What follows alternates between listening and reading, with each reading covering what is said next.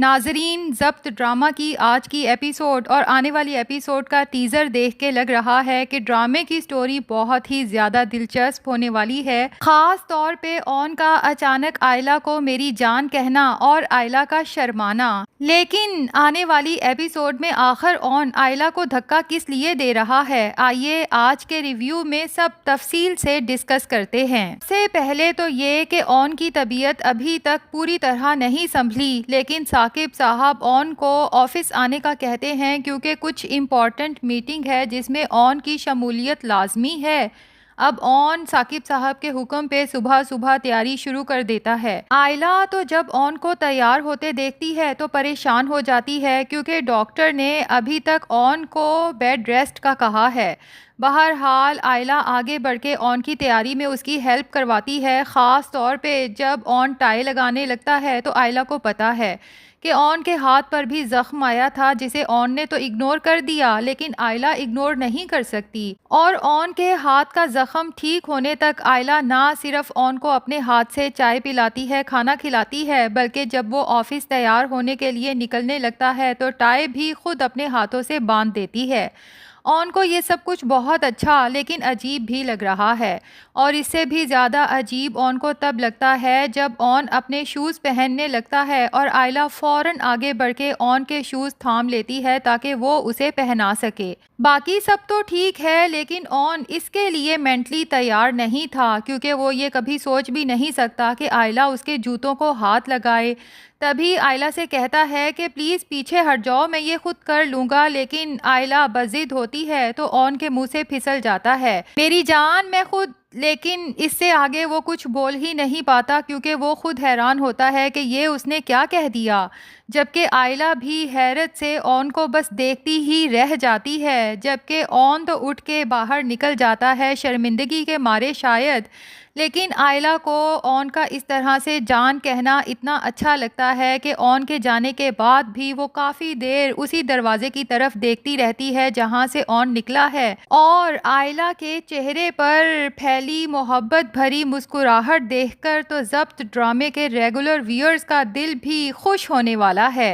اور last episodes دیکھ کے آئلہ پہ جتنا غصہ آ رہا تھا، اب سب کو اتنا ہی آئلہ پر پیار آنے والا ہے۔ خیر، اگلے دن چونکہ زویا کو دیکھنے مہمان آنے والے ہیں جس پر ثاقب صاحب نے صرف اون کو بلایا ہے، آئلہ کو نہیں، تو شمسہ سے یہ بات برداشت ہی نہیں ہو رہی۔ وہ بی جان سے اپنی پریشانی کا تذکرہ کرتی ہے تو بی جان فوراً ثاقب کے پاس جاتی ہیں اور کہتی ہیں کہ یہ کیا حرکت ہے، گھر آئے مہمان کیا سوچیں گے کہ داماد تو گھر میں گھوم رہا ہے لیکن بڑی بیٹی کہیں نظر ہی نہیں آ رہی۔ تو ثاقب صاحب کہتے ہیں کہ آئلہ تو اس گھر میں نہیں آ سکتی، ہم مہمانوں کے سامنے کوئی نہ کوئی بہانہ بنا لیں گے۔ تو شمسہ کہتی ہے کل تو بہانہ بنا لیں گے، لیکن اگر یہ رشتہ ہو جاتا ہے تو پھر کب تک آپ بہانے بناتے رہیں گے؟ آخر میری آئلہ نے ایسا بھی کیا کر دیا؟ اب یہ بات سن کے تو ثاقب صاحب کو بھی غصہ آ جاتا ہے کہ شمسہ آئلہ کی حرکتیں کیسے بھول سکتی ہے۔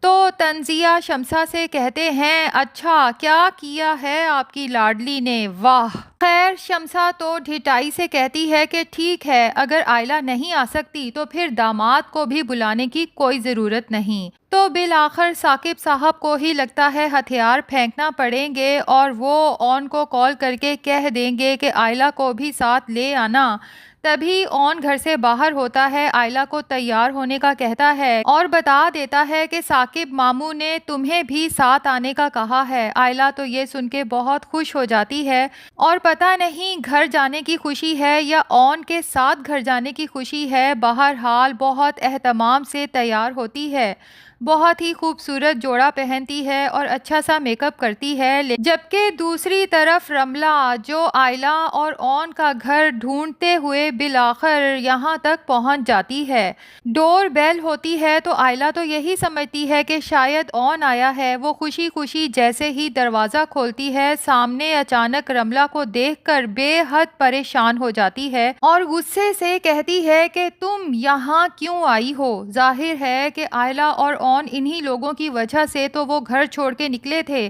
اور یہ مصیبتیں یہاں تک بھی پہنچ گئیں۔ جبکہ رملہ تو شروع ہو جاتی ہے کہ آئلہ پلیز میری بات سمجھنے کی کوشش کرو، میں آج بھی اون سے محبت کرتی ہوں، میں اس کے بغیر نہیں جی سکتی۔ آئلہ کو اس بات پر شدید غصہ آتا ہے، رملہ سے کہتی ہے کہ آخر یہ سب فضول باتیں کرتے ہوئے تم یہ بار بار بھول کیوں جاتی ہو کہ اب تمہارا نکاح ہو چکا ہے۔ اور اتفاق سے اسی دوران اون بھی فلیٹ میں داخل ہوتا ہے، جبکہ آئلہ کو تو نہیں پتا، البتہ لگتا ہے کہ رملہ اون کو داخل ہوتے ہوئے دیکھ لیتی ہے، تبھی ایسی فضول بات کرتی ہے کہ آئلہ میرا نکاح ایک ایسے شخص سے ہوا ہے جو مجھے بتا چکا ہے کہ وہ آج بھی صرف اور صرف تم سے محبت کرتا ہے، اور میں اچھے سے جانتی ہوں کہ تم اون کو کتنا ناپسند کرتی ہو، تم بھی آج ہی دل میں شامی کو چاہتی ہو۔ تو جناب اس کے بعد وہ سین آتا ہے جب اون آئلہ پر غصہ ہوتا ہے، آئلہ اپنی صفائی میں کچھ کہنا چاہتی ہے لیکن اون اس کی ایک نہیں سنتا، اس کے آگے ہاتھ جوڑ کے کہتا ہے کہ چپ ہو جاؤ اور یہاں سے چلی جاؤ، اور پھر ہاتھ پکڑ کے آئلہ کو باہر نکال دیتا ہے۔ تو ناظرین اس کی ایک وجہ تو شاید یہ بھی ہو سکتی ہے کہ شامی بھی ہو سکتا ہے رملہ کے ساتھ ہی آیا ہو اور باہر کھڑا ہو اور اس نے اون کو یہ امپریشن دینے کی کوشش کی ہو کہ جیسے شامی کو یہاں پر آئلہ نے ہی بلوایا تھا، یا دوسری وجہ یہ ہو سکتی ہے کہ آئلہ اون کو کھنگالنے کی کوشش کرے کہ رملہ کے دل میں اون کے لیے محبت یک طرفہ ہے، یا پھر اون کے دل میں بھی رملہ کے لیے کوئی جذبات ہیں، تو آئلہ اون سے کہہ دے کہ اگر آپ سچ میں رملہ کو اپنانا چاہتے ہیں تو بے شک مجھے اپنی زندگی سے نکال دیں، اور اون کو ظاہر ہے کہ یہ سن کے تو غصہ آئے گا ہی، لیکن زیادہ امکان یہ ہے کہ یا تو یہ آئلہ کا یا رملہ کا خواب یا خیال بھی ہو سکتا ہے، کیونکہ اگر اون سچ میں آئلہ پر اتنا چلاتا ہے تو یہ اون جس پہ آج تک تو ترس آ رہا تھا اور ہمدردی ہو رہی تھی، جبکہ آئلہ کے اتنے نخرے کرنے پہ اس پہ مسلسل غصہ آ رہا تھا، تو اب وہ والا غصہ سارا ناظرین کا اون کی طرف جانے والا ہے کہ بھئی اب اگر آئلہ کا دل پگھل گیا ہے تو اون کو بھی اپنے جذبات پہ کنٹرول کرنا چاہیے، اور سب سے بڑھ کر یہ کہ آئلہ پر اعتماد کرنا چاہیے۔ دوسری طرف رملہ کو عارفہ کی سازش کا پتہ تو چل ہی گیا ہے، جو عارفہ فاروق اور شامی سے رملہ کی ایبسنس میں ڈسکس کر رہی تھی کہ زیادہ گرینڈ فنکشن کرنے کی کوئی ضرورت نہیں، گھر میں ہی رملہ اور شامی کی رخصتی کا فنکشن کر لیتے ہیں، کیونکہ یہ شادی صرف تب تک چلے گی جب تک فاروق کی فیکٹری رملہ سے واپس نہ لے لی جائے۔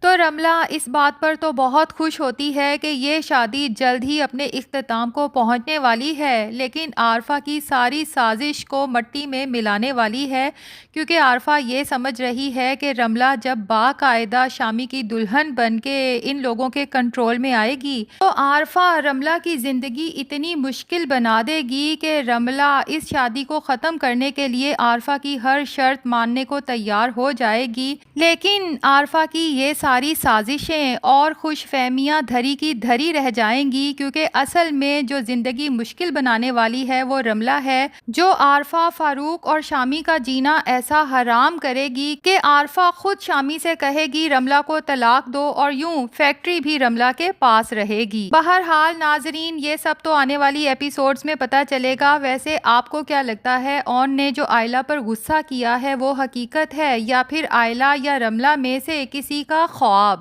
کمنٹس میں ضرور بتائیے گا۔